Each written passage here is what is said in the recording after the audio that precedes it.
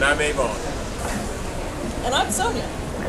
And today we're dishing with you from Pure Bar and Bistro. It's located in the Grand Hyatt Hotel at 1000 H Street Northwest. And the chef has prepared some pretty darn amazing things. I put that one all the way over on the other side. So for you me, wouldn't touch it? The bacon, egg, and cheese cornbread, because it's like the most perfect southern just amazingness over there. It smells so good. Doesn't it? It does. And I'll trade you this one right here because this is the shrimp yumminess.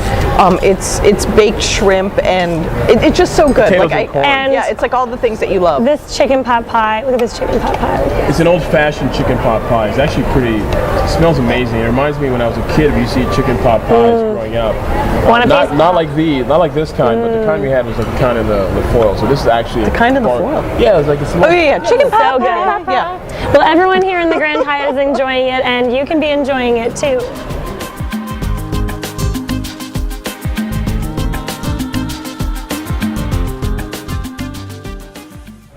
Today our guest is Todd Wilson. He is a professional boxer, and I have to say, professional boxer with a nose like that. Yeah, how is your nose not all? So either you're really good, you're really good then. I am 9-0 as a professional, yes, so I'm not bad. Wow. And you also have like a killer ring on, or are you wearing it? I mean, and that's why you're not allowed to box with that thing on. I don't wear this during or matches. fights. Oh, okay. Okay. Well, that's. Cement gloves. I thought I'd figured out this whole boxing thing suddenly. Tell us what it takes to be a boxer, a professional boxer. Well, I started boxing in high school, and I went to Virginia Military Institute, so boxed all through college there. And graduated, came up to DC, started working in the government sector, and I was approached by a promoter, and they said, "Hey, do you want to try this?" So does DC have a big boxing scene? Probably the most famous local boxer is Jimmy Lang. He was on the Contender. That's actually the we have fight spoken with Jimmy on this show. I'm on his undercard, so I'm Well, I don't know what that means. That means he's boxed. He's the main. He's the main event. I'm before him. So. Okay, before him. Okay. Undercard. So this promoter comes up to you and says, "Hey, think you might want to be a boxer?" Is it like Fight Club? Is it like Fight Club? They come up to you at your place of work and like, "Hey." Oh, he works in an office. He wears a suit. That's Can you imagine? That's we go into the coffee room. And then, right. No. Okay. I'd known the promoter through college, and he'd kind of been pestering me a little bit, saying, "Hey, you should try this out." And I thought, "Hey, what the heck? I might as well try it. It'd be a cool story to tell my grandkids." And then I did it, and I was good, and started to get a little bit of a following, and now I'm 9-0 and looking to see if I can take the next So how step. challenging is it for you, because you also work in the private sector, so how hard is it for you to train and to prepare for your fights? Do you fight once, twice, 3 times a year?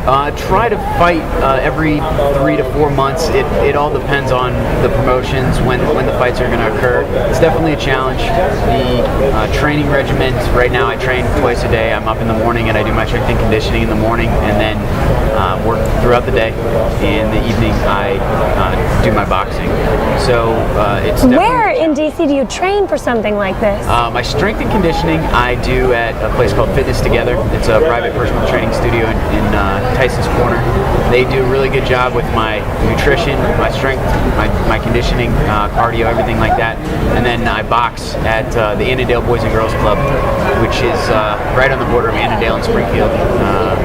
And my office is in Tyson's Corner, so I'm pretty close centrally to both of them. And people at work know that you're a boxer at night. They're pretty supportive. Belt banded by day, boxer by night. You get a lot of what you want. No, then. I'm People sure don't they mess pick fights with you. Yeah, no, I people bet don't they mess pick fights with you. him because they all want to know, like, boss how knows scrappy better. is he? Right, exactly. Your boss is like, your boss knows Why better. would you He's want to not like messing mess with that? I would Well, be like, exactly. like, "Hey, how you doing?" And like, Right. "Oh, I was just saying hi." Like, Well, it's as mean and scary as I look. It doesn't come out too much during the day at the office. But no, my boss and my company, Booz Allen, they've been very supportive. Big group that's going to be planning on coming to the fight, and it's been good so far. So let's talk about this fight. Yep. Your next fight. You're preparing for it right now. Yes. When is it? And March 12th at the Patriot Center, George Mason Patriot Center. and you're fighting. who are you fighting? gentleman named Dean Pitbull White. Some poor bastard in his clock. Now, do you have a middle? It. I said it. I do. What is your middle? White Lightning. Nice. I love it. What's your weight class are you fighting under? This fight's at a catchweight. It's 138 pounds, so Okay. it's between junior welterweight and lightweight. Okay. I fought between welterweight and lightweight. Okay. My ideal weight is going to be at lightweight, but this fight's at 138 pounds. Okay. Dean White is a tough guy. He's had 25 pro fights, so he's got a lot of experience. He's a former, I think it's World Boxing Federation United States champion, so he's definitely experienced. It's going to be the toughest test of my career at this point. So Wow. training hard and looking forward to it. My husband says that boxing is like the true gentleman's sport, which I don't really get when people 'cause are you're like hitting people. bleeding and like you're spitting into buckets and whatnot. But for girls, should we go to a boxing? The events Tell us why we themselves should are go. much more than a boxing match. It's a great time. It's a lot of fun. It's family friendly. It really is. We have.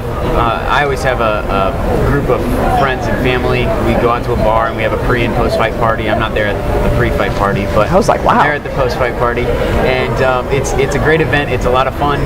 In general, even if you're not a fight fan, it's not like on the movies. You don't get splattered with blood generally or anything like that. But it's an interesting dynamic because you are in there to beat your opponent, but at the end of the day, you both go through something together that not a lot of people do, and generally it builds some camaraderie. So, and that's why after the fights you really do usually see shaking hands and giving hugs and stuff like that. It definitely builds a lot of respect between the people in the ring. What does your outfit look like?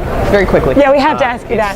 It's green and white and White Lightning. Yeah. Right. Irish And I have White lightning Lightning? bolts, Yeah. and the bagpipes carry me in Yes, to the I ring. knew it.